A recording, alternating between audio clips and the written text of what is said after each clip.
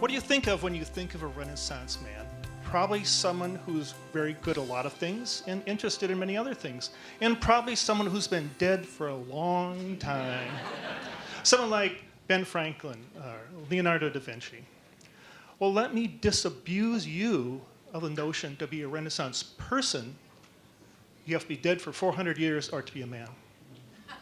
In fact, you could be a Renaissance person, and I would highly recommend that you do so. Not only are Renaissance people cool, you would find that contrary to what you might think, becoming a Renaissance person is actually quite energizing. The problem is right now society doesn't really seem to value being Renaissance. Think about it. As early as middle school, parents are having their children focus on one sport or working into one academic discipline. Universities start directing young people in one area of expertise into a specialty. The media focuses on celebrities who have one talent, really, if any. So why become a Renaissance person?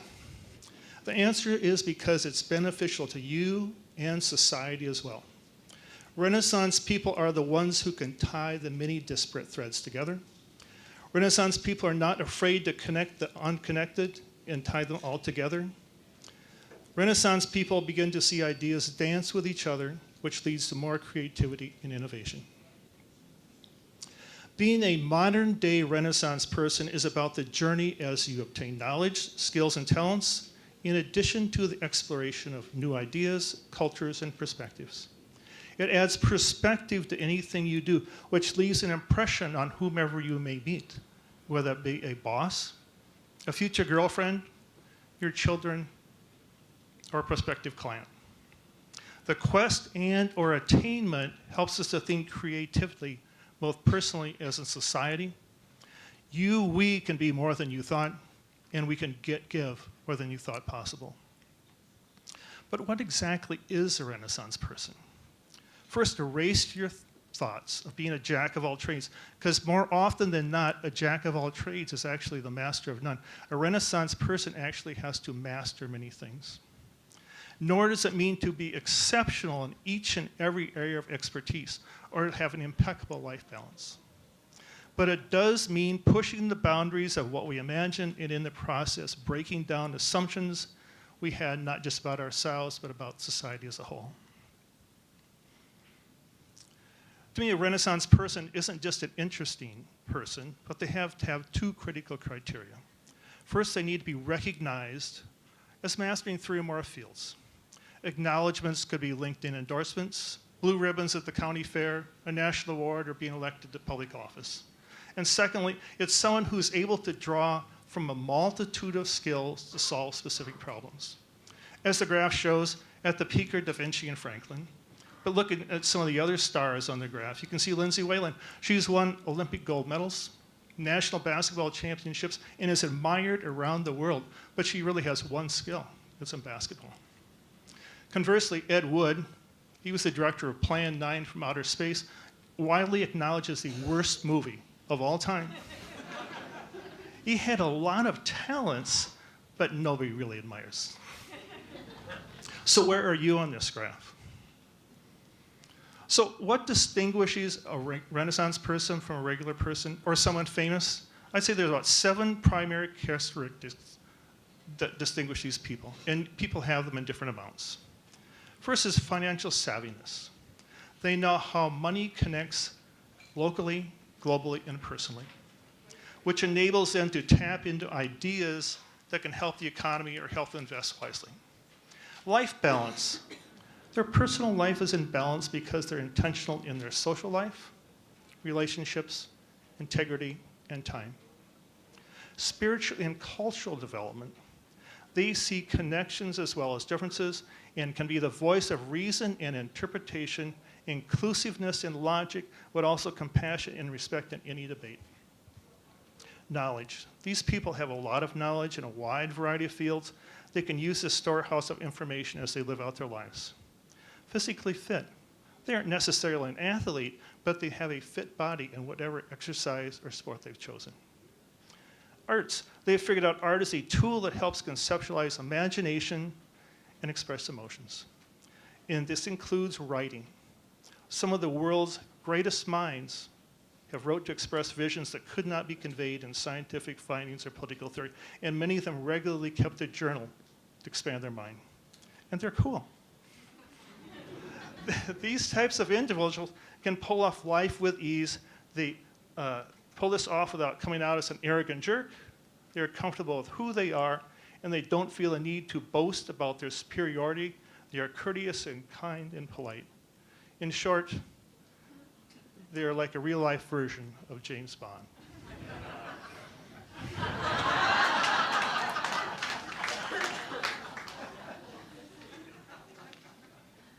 Now, the hard part about digging in and becoming a Renaissance person isn't chemistry, biology, economics. You can study that at school. It's the stuff outside of the classroom that's hard. So entertain yourself with a purpose, which means don't mindlessly watch TV or surf the net. When you socialize, talk to others about meaningful ideas in lieu of gossip or small talk. Get more education and learn. Getting past high school is a great start, but what do you think college is for? One is unlikely to ever again have such easy access to experts and fellow students who are willing to teach, train, or talk to you. After college, take advantage of free online classes or watch TED Talks, right? Work with others who have skills you want to learn and be mentored. Then turn around and mentor other people, because the best way to learn is to teach other people. Read, but use your read actively. Read, cut out articles, write in them, and then pass that information on to other people. But also as you read, ask why, because you want to dig below the surface and you want to follow up on why. But an emphasis on reading is too academic. If all you do is read, nothing's going to get done. You need to take what you have read and put into practice. Last year I read The Boys in the Boat, the journey of the men in 1936 who won the Olympic gold in 8-man rowing. And this winter I'm going to restore a wooden rowing shell that was built before 1960. But the last recommendation is to explore. Leonardo da Vinci long ago realized one should get out of one's comfort zone. If we maintain, stay in status, don't change, we'll never grow to the next level. As you explore ideas and places, don't be a tourist, be a visitor. When you explore, open yourself up to experiences, to culture. Make connections, friends and associates. Here's some tips for really digging in. When you're establishing goals for yourself, make them SMART. Specific, measurable, attainable, realistic, and timely. Create a short list of goals or things you want to master, but you don't have to accomplish them all at once, as these things will come with time. Think of our models, Da Vinci and Franklin. They didn't become masters all in 1 year. Be flexible enough when there's an opportunity, especially to your friends or family members. Understand the difference between eclectic, which is on-focus, meandering, and pointless, and well-rounded, which is something else altogether. You want to strive to be the latter. You do not want to be a dabbler. You want to be widely, broadly experienced with true skills in several things. Oscar Wilde said, you can never be overdressed or overeducated. Dressing well is going to give you a strong foundation because it tells everyone you're a Renaissance person without saying a word. But now we're getting to the real heart of being a Renaissance person. You need to take action and engage. As you engage, don't flinch from your social, moral, ethical duties. This includes your inevitable mistakes, making reparations, being both true to yourself and being humble. Da Vinci or Franklin didn't watch much educational TV. They didn't surf the net, they didn't listen to NPR podcasts, but they engaged. They wrote letters, they talked to people, they traveled, they learned by doing, they didn't stop, they were relentless and understood and believed in themselves.